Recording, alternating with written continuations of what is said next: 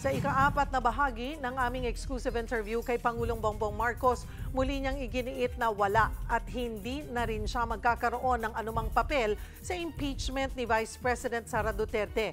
Pagdating naman sa issue ng West Philippine Sea, nanindigan ng Pangulo na bagamat tuloy ang mapayapang pakikipag-usap, hindi isusuko ng ating bansa ang ating mga teritoryo. Narito ang report. Wala namang advantage. Sa aming eksklusibong panayam kay Pangulong Bongbong Marcos, diretsahang sinagot ng Pangulo ang isyu ng impeachment ni Vice President Sara Duterte. Bagay na anya'y pinili niyang hindi panghimasukan. Lahat ng impeachment process nasa legislatura yan. It's between Congress and the Senate. That's not I'm busy with the transport, with the rice, with all of the different things that we are doing. That nauubos ang oras ko doon. Putit blunt. Wala naman akong papel doon sa impeachment. Yes. Sinasabi po kasi nila na kahit nasabihin na separation of powers, meron at merong say ang Pangulo sa magiging desisyon. Siguro if a president chooses to do that, I choose not to. Binalikan din namin ang tumitinding sitwasyon sa West Philippine Sea. Isang issue anyang hindi maaaring ipagwalang bahala. Gitang Pangulo, may puwang ang diplomasya, ngunit hindi dapat ikompromiso ang soberanya. How do you want history to remember the Marcos policy sa West Philippine Sea? We did not yield. We continue to protect the sovereignty of the Republic.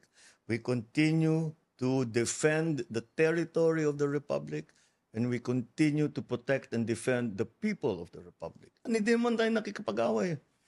Pero wag yung binabangga yung mga mangingisda.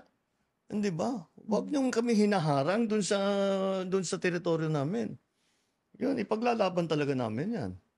Because kung ibigay mo yan, bibigay mo ng, like they say, you give them an inch, they'll take a mile. So you cannot allow it even the 1 inch.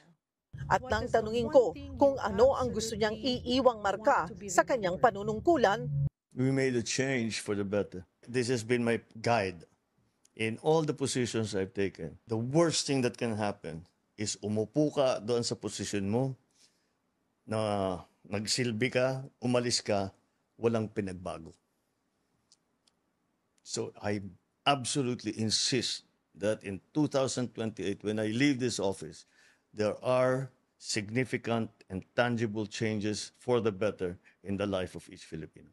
Mapapanood ang buong eksklusibong panayam kay Pangulong Bongbong Marcos sa official social media pages ng 1PH, 1 News, News 5, True FM at ng Presidential Communications Office. And we continue